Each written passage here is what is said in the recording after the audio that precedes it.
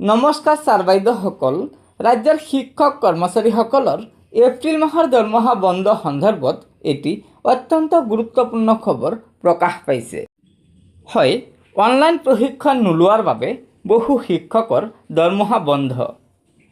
এপ্ৰিল মাহৰ দৰমহাৰ বিলৰ সৈতে বাধ্যতামূলক কৰ্মযোগী পৰ্টেলত কৰা ৰেজিষ্ট্ৰেশ্যন আৰু অন্ততঃ 3টা কোৰ্চ সম্পূৰ্ণ কৰাৰ প্ৰমাণপত্ৰ গাঁঠি দিলেহে শ্ৰীভূমিৰ শিক্ষা বিভাগৰ শিক্ষক তথা কৰ্মচাৰীয়ে দৰমহা লাভ কৰিব। এনে পঞ্জীয়ন আৰু পাঠ্যক্ৰম সম্পূৰ্ণ নকৰা 452জন শিক্ষক কৰ্মচাৰীৰ এপ্ৰিল মাহৰ দৰমহা বন্ধৰ বাবে প্ৰক্ৰিয়া আৰম্ভ কৰিছে শিক্ষা বিভাগে। এই সন্দৰ্ভত শ্ৰীভূমিৰ জিলা শিক্ষা বিষয়াই কালি এক আনুষ্ঠানিক জাননী জাৰি কৰিছে।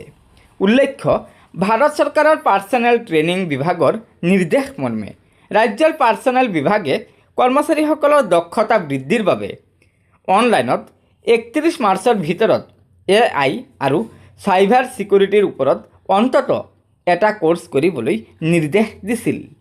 কিন্তু শ্ৰীভূমিৰ বহু শিক্ষক কৰ্মচাৰীয়ে এনে পাঠ্যক্ৰম সম্পূৰ্ণ কৰিবৰ বাবে পঞ্জীয়নেই নকৰিলে।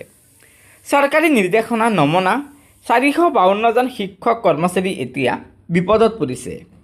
উল্লেখ্য, কেন্দ্ৰীয় চৰকাৰে সকলো চৰকাৰী কৰ্মচাৰীৰ দক্ষতা বৃদ্ধিৰ বাবে 16টা ভাষাত 24টা কোৰ্চেৰে আইগট কৰ্মযোগী নামৰ এটা পৰ্টেলৰ মুকলি কৰিছে, যাৰ জৰিয়তে কৰ্মচাৰীসকলে নিৰ্দিষ্ট সময়ৰ ভিতৰত নিৰ্ধাৰিত বিষয়সমূহ আয়ত্ত কৰিব লাগে।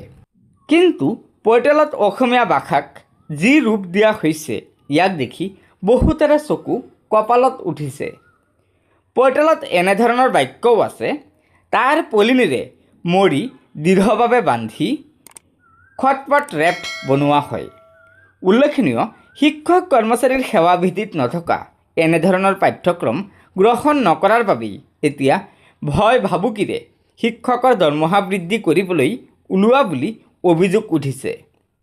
কেৱল কৰ্মযোগীয়েই নহয়, ৰাজ্য চৰকাৰৰ সকলো গ্ৰুপ A, B আৰু C কৰ্মচাৰীসকলকো পাব্লিক প্ৰকিউৰমেণ্টৰ ই-লাৰ্ণিং কোৰ্চ কমপ্লিট কৰিবলৈ বাধ্যতামূলক নিৰ্দেশ দিয়া হৈছে।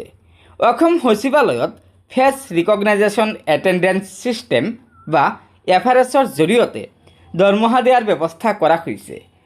দক্ষতা বৃদ্ধিৰ নামত কাজেই ব্যক্তিগত কোম্পানী নিয়ন্ত্ৰিত বিভিন্ন অনলাইন ব্যৱস্থা তথা পাঠ্যক্ৰম পঢ়ি ৰাজ্যত এতিয়া ভাৰাক্ৰান্ত হৈ পৰিছে চৰকাৰী বিষয়া কৰ্মচাৰী। গতিকে ছাৰ বাইদেউসকল, এয়া নিশ্চয় ৰাজ্যৰ শিক্ষক কৰ্মচাৰীসকলৰ এপ্ৰিল মাহৰ দৰমহা বন্ধ সন্দৰ্ভত এটি অত্যন্ত গুৰুত্বপূৰ্ণ খবৰ প্ৰকাশ পাইছে। গতিকে লগৰ বন্ধুবৰ্গক এই ভিডিঅ'টো শ্বেয়াৰ কৰি আজিৰ এই গুৰুত্বপূৰ্ণ খবৰটো জনাই দিব আৰু নতুনকৈ অহা ছাৰ বাইদেউসকলে অনুগ্ৰহ কৰি আমাৰ এই চেনেলটো ছাবস্ক্ৰাইব কৰি ল'ব। ধন্যবাদ। জয় আই অসম।